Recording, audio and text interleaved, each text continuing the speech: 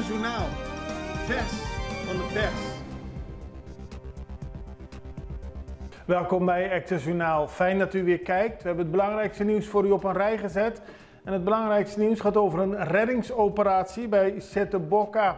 Want voor de tweede keer in een maand is dezelfde man daar in de problemen gekomen. Het gaat om de ruwe wateren van Setebokka op Curaçao. En dit keer had hij gezelschap van 2 andere mannen. De brandweer samen met de politie en de kustwacht slaagden er gisteren al in om een van de mensen uit het water te halen. Maar naarmate het later werd, verslechterden de zeeomstandigheden. Dat bemoeilijkte de reddingsactie, dus daarom is er vanochtend verder gegaan. Gisteren was het te donker, maar vandaag lukt het om de mensen eruit te halen.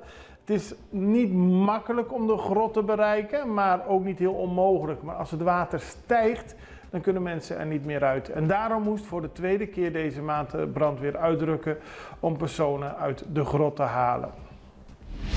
Vuurwerkroof SDK mislukt. We hadden eerder deze week al een bericht over dieven die voor 40.000 gulden aan vuurwerk hadden gestolen bij de Caminda Hensley Meulens. Gisteravond probeerden mensen het ook bij de SDK. Maar de brandweer had juist de mensen, of de politie en de brandweer hadden juist de verkopers van vuurwerkpunten op het hart gedrukt om voor bewaking te zorgen. Of dat de reden is dat de diefstal gisteravond niet door is gegaan, is niet duidelijk. Maar criminelen kwamen rond 4:30 bij de vuurwerkopslag bij SDK aan. Daar werden ze geconfronteerd met een bewaker. Ze konden dus niet het vuurwerk stelen, maar zijn er wel van doorgegaan met de auto van de bewaker. En die werd later teruggevonden. Het ging om een Kia Rio, die is achtergelaten bij de rotonde van Brievengat. Relatief weinig moorden dit jaar. Het zijn op zich gunstige cijfers die justitie bekend heeft gemaakt. Toch is elke moord natuurlijk te veel. In 2023 zijn er 8 mensen gewelddadig van het leven beroofd. Dat waren er in 2022 ook 8, 2021 10 en in 2020 13. We weten allemaal nog dat 20 jaar geleden er wel eens meer dan 50 mensen vermoord werden op Curaçao. Dus in die zin is er sprake van een relatief laag aantal. De cijfers van dit jaar gelden tot en met 27 december. Minimumloon hoger op 1 januari. Het was al eerder aangekondigd, maar nu heeft ook minister van SOAW, Roedmilda Lamoni Cecilia, het officieel bekendgemaakt. Het minimumloon als gevolg van de indexering met de consumentenprijsindex gaat omhoog. En dat betekent dat werknemers van 21 jaar en ouder een nieuw minimumuurloon krijgen van 11,28 gulden per 1 januari. Tenminste, daar hebben ze recht op. Dit resulteert in een wekelijks minimumloon van 451 gulden. Maandelijks is het 1953 gulden. Zoals bekend krijgen mensen van 20, 19, 18, 17 en 16 jaar steeds een percentage van het minimumloon. Dan de leden van Ashento, die ze voorzien problemen. De extra besteedt er vandaag aandacht aan. Het is de eerste zondag van 2024, Fuikdag. En bij Brakkeput, bij Ashento, hebben ze vaak problemen van mensen die de vissershaven gebruiken om daar naartoe te gaan. En de extra meldt vandaag dat onbekenden een deel van het strand hebben schoongemaakt, klaar hebben gemaakt, zodat auto's kunnen parkeren en mensen met hun boten daar vandoor kunnen gaan. Maar Ashento zelf heeft niemand daarover opdracht gegeven. Een opmerkelijke zaak en men hoopt niet weer veel overlast te krijgen van Fuikdag. Later in deze uitzending hebben we een interview met de kustwacht over Fuikdag 2024. Dan is de vuilstort bij Wissi Marchena opgeruimd. We hadden eerder deze maand op 12 december een manifestatie in Wissi Marchena waarbij bewoners protesteerden tegen de vuilstort die was ontstaan bij een van de huizen aan de bij de Paranaweg. En die vuilstort zorgde voor veel overlast, stank, onhygiënische omstandigheden. Maar nu meldt Extra, is de vuilstort opgeruimd. En dan kritisch over Belastingdienst. Dat gaat over Caribisch Nederland, Bonaire. Er is een onderzoek gedaan door Linkels en Partners. En daaruit blijkt dat de meeste ondernemers op Bonaire, die mee hebben gedaan aan de enquête, denken dat de Belastingdienst te weinig doet aan oneerlijke concurrentie van buitenlandse bedrijven op het eiland. Ze vinden dat er te weinig wordt gedaan aan bedrijven die wel werkzaam zijn op Bonaire, maar geen belasting betalen. Het is een van de grootste grieven van lokale bedrijven. En het overgrote deel van de deelnemende ondernemers is van mening dat de overheden op Bonaire te weinig doen om mensen die wel op Bonaire verdienen, maar geen belasting betalen, om die aan te pakken. We hebben even een break en zijn zo terug met meer nieuws. Essa aqui da família Coopera. Biba junto de Nang Barrio na Corsou. Tinha tata e mama trajado, e yunang huela pensiona e nang cacho. Nang tapasa hopi tempo junto, ta come, bebe, hari, pleita, keiru, traha, hunga e hasikos com nossa hasi na Corsou de nos vida diário. Nang sa o censo ta 100% anônimo. E, nang sa o censo 23, não ta pahaya informação personal, mas pahaya vista total de nos país. Cooperando, abot ayuda instância na Corsou, hanya bom data com qual nang portuma decisão informar. Pensei, nos turco ta biba aqui, seja legal ou não, ta vai cooperar. CBS ta informar abo tocante censo 23. E família aqui ta cooperar. Abo também? Paano sa kung nosta?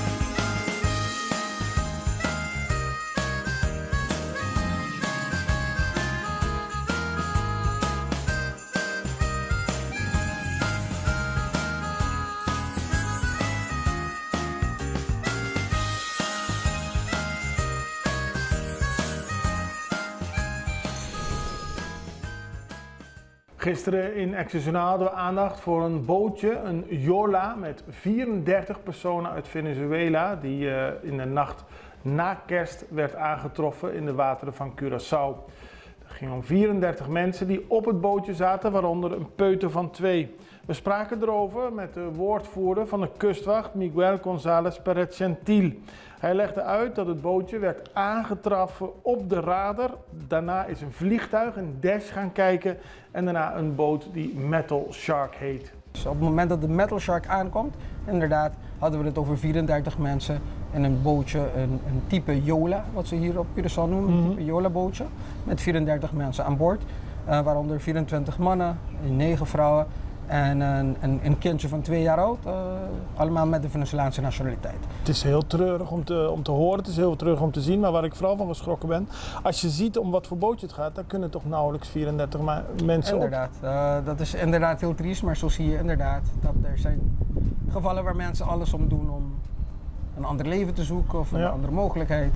Dus ja, het is heel triest. Op het moment dat ze werden opgehaald zijn ze safe and sound aangekomen bij ons en hebben we ze overgehandigd aan de politie, aan de autoriteiten.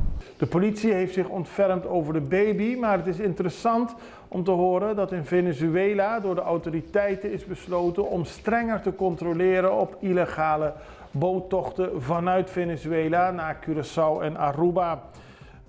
De Venezolaanse autoriteiten hebben vandaag besloten de bewaking en patrouilles langs de kusten van de staat Falcón te versterken om meer illegale oversteken per boot naar Curaçao en Aruba te voorkomen.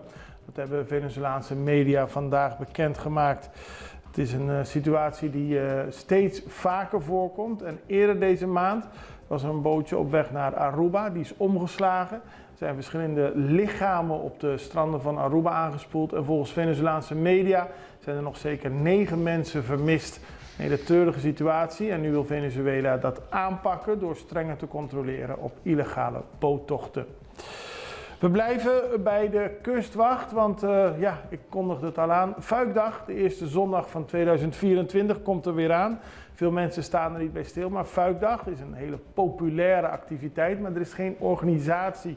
Het is zeg maar een samenkomst van mensen, dus dat maakt het moeilijk om iemand verantwoordelijk te stellen voor het naleven van de regels. Daarom heeft de Kustwacht samen met allerlei partners een hele reeks regels opgesteld om te zorgen dat het goed gaat bij Fuikdag. We spraken erover met Miguel González Pericentiel van de Kustwacht en hij legt uit aan welke regels onder meer de boten zich moeten voldoen. Heel vroeg al richting Fuik gaan. Nou, wat is heel belangrijk?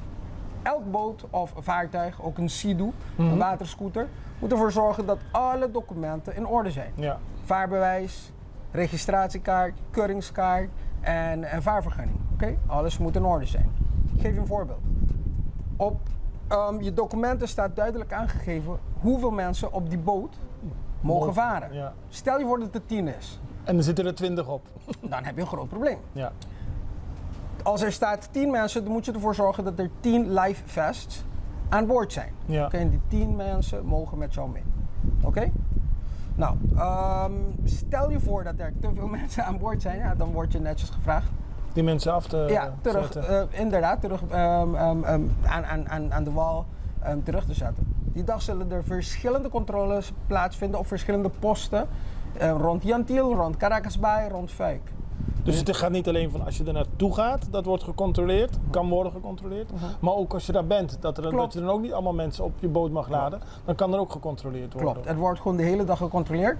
Sterker nog, er wordt niet alleen gecontroleerd op Fuik en Santa Barbara, er wordt ook Pabao gecontroleerd. Dus gewoon, we controleren de hele dag alle kusten van Curaçao. Verder is bekend dat er geen alcohol mag worden verkocht tijdens Fuikdag, dat er geen muziek op podia mag worden afgespeeld. En is het goed om te weten dat de brandweer controleert op veilige barbecue, brandblussers en dergelijke.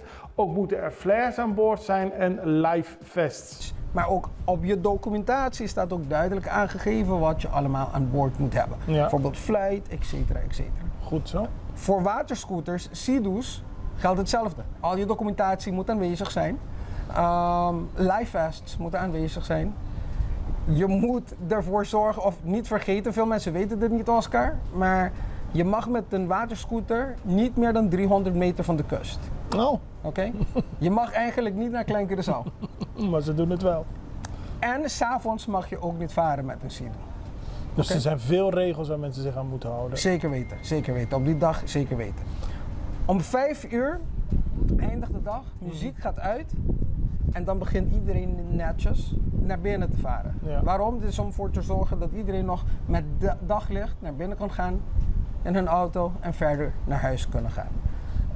Je mag niet een afterparty houden in een baaitje in de buurt. Het is gewoon afgelopen. Afgelopen, iedereen naar huis. De Kustwacht vraagt ook medewerking van de charterboot. Charterboats, we vragen hun medewerking om, misschien doen ze het al, maar als niet, polsbanden waar aangegeven wordt de naam van de boot, maar ook misschien de nummer van de boot. Waarom? Vaak vooral toeristen die aan het einde van de dag misschien zich niet kunnen herinneren Welke boot? op welke boot ze zijn. Mocht het zijn dat we moeten assisteren, kunnen we netjes ervoor zorgen dat ze op hun thuisbasis op dat moment belanden. Dus de boot waarmee ze zijn gekomen. Het is niet toegestaan om mensen heen en weer te transporteren. Nee. Dus stel je voor, je gaat 1 keer met 5 man. Het is niet zo dat je terug gaat, nog 5 man pakt, Nee. wegbrengt, heen en weer, heen en weer.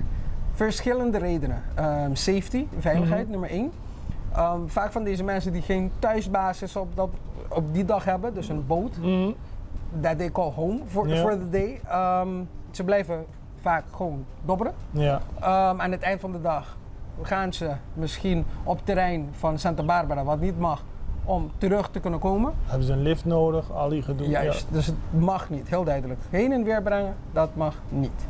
En de regels zijn er, zo stelt Miguel González Pericentiel. De regels zijn er om te zorgen dat Fuikdag kan blijven bestaan. Als iedereen zich aan de regels houdt, kan het gewoon door blijven gaan, dit feest. Nou, dit was Access Journaal. Ik hoop dat u weer op de hoogte bent van het laatste nieuws op Curaçao. We blijven u op de hoogte brengen van het laatste nieuws van Curaçao en de omringende eilanden. En we hopen dat u morgen weer kijkt. Het allerbeste, tot ziens.